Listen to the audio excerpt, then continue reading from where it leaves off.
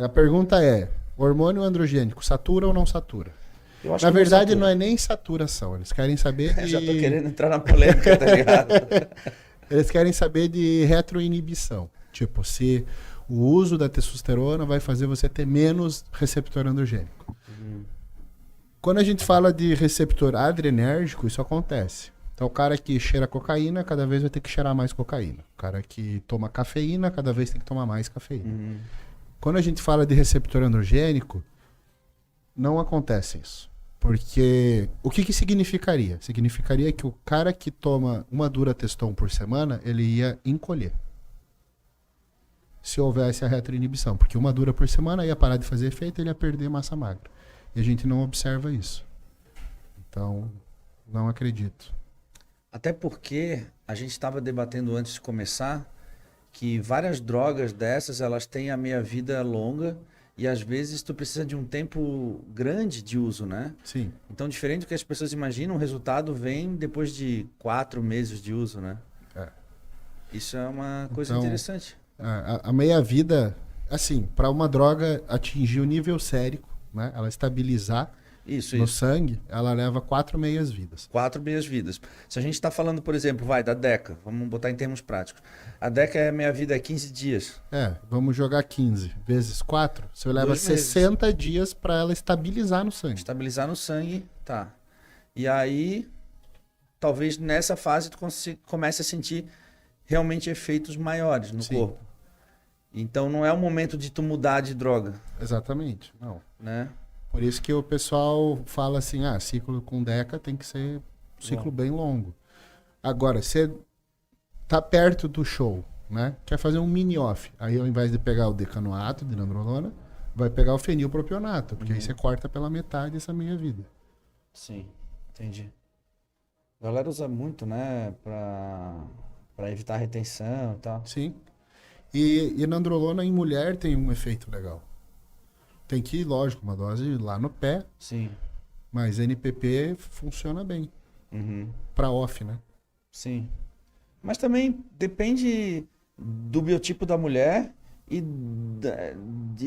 do quanto que ela do quanto é o treino, a dieta, porque às vezes ela pode fazer uso da nandrolona e ter um resultado estético bacana e não ter retenção. Sim, sim. Né? Depende, não. Se é uma mulher que já tem uma tendência a ser magra, né? Às vezes funciona melhor do que... O pessoal confunde muito a droga de off com a dieta de off. Né? Então, assim, o cara quando tá em off, ele já não cuida tanto da dieta, a dieta já é mais carregada em sal, às vezes não toma tanta água, porque senão não consegue comer tudo. Aí não é off, aí é FOFs. Aí é FOFs. FOFseason. Mas aí o cara acha que o hemogenin retém, por exemplo. Puta, não retém, tanto porque você usa pra subir no palco. Mas a pessoa pensa que o hemogenin retém porque é muito comum usar em off para ganhar peso.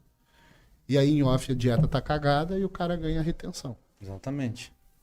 Eu arriscaria dizer que tu poderia usar a DECA até em pré-competição, tá? Sim. Tanto eu quanto o Adam já usamos muito essa combinação DECA e hemogenin pré-palco. Lógico, você vai colocar ali um derivado de DHT junto para dar uma secada, tipo um Asteron, um Stanozolol. Mas essa combinação funciona super bem para o cara segurar volume, né? Porque a retenção desses hormônios é intracelular.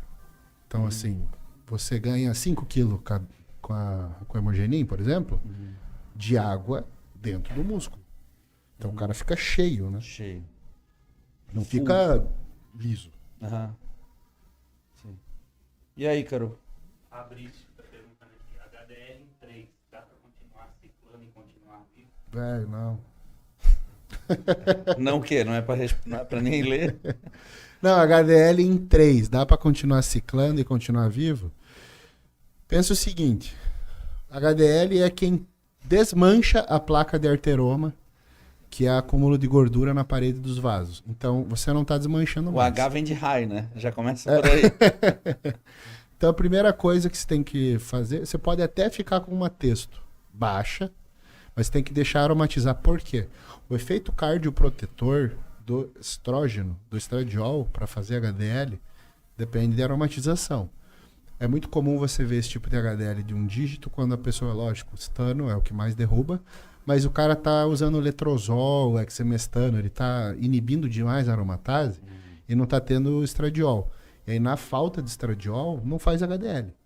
Então, a primeira coisa que precisa é deixar aromatizar, precisa deixar subir esse estradiol. Vai precisar aí, provavelmente, de uma niacina, de um ácido nicotínico para ajudar. Tem que detonar no ômega 3 para tentar desinflamar um pouco.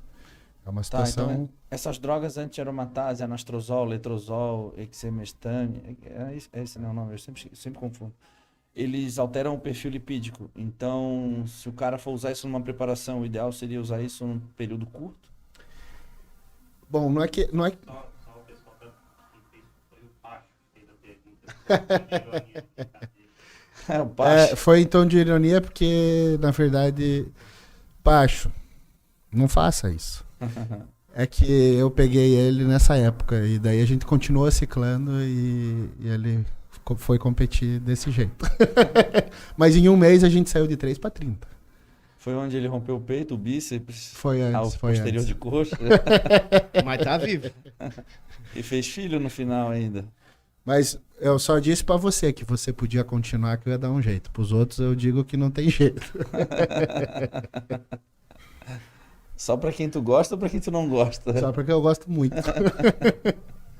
Abraço, Pacho. Tamo junto, irmão. Que mais que alguém perguntou? Deixa eu ver aqui se... Mas o Pacho, eu lembro que ele não tinha nem um azeitinho de oliva na dieta dele. Tinha nada. Né? É. A gente tá falando do perfil... A gente tá falando do perfil lipídico.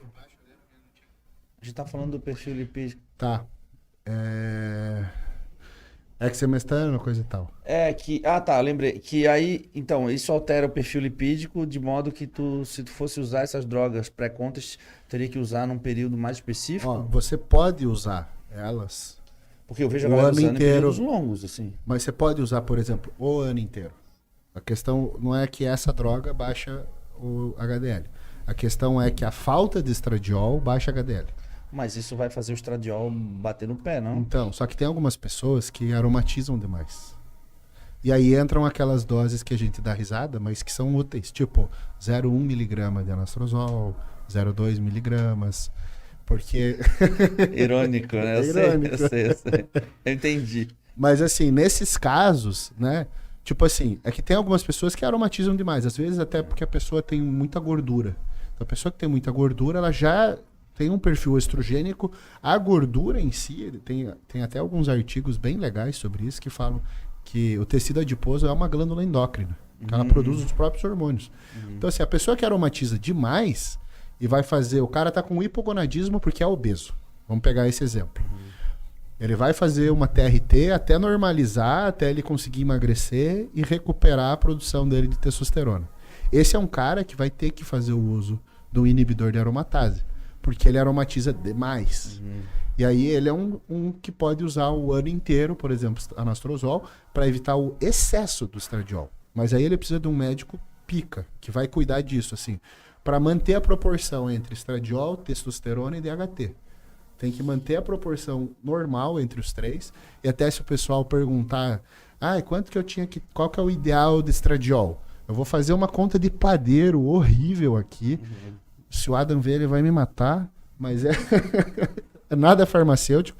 Mas assim, considerando que nos exames a testosterona está em nanograma por decilitro, estradiol está em picograma por decilitro, já são unidades diferentes.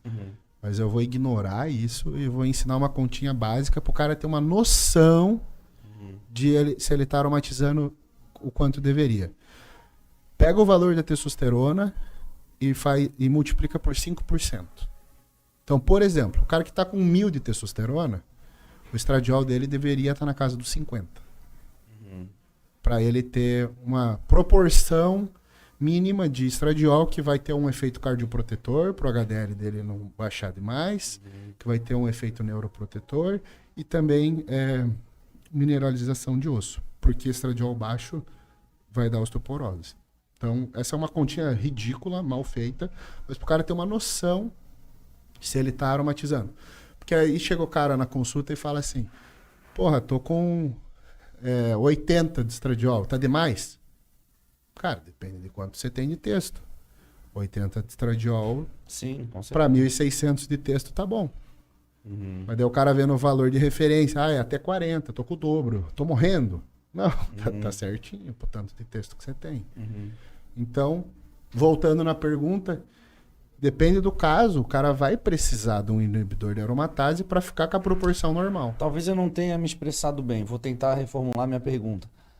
Doses de 1 grama de anastrozol por dia. Tá, entendi.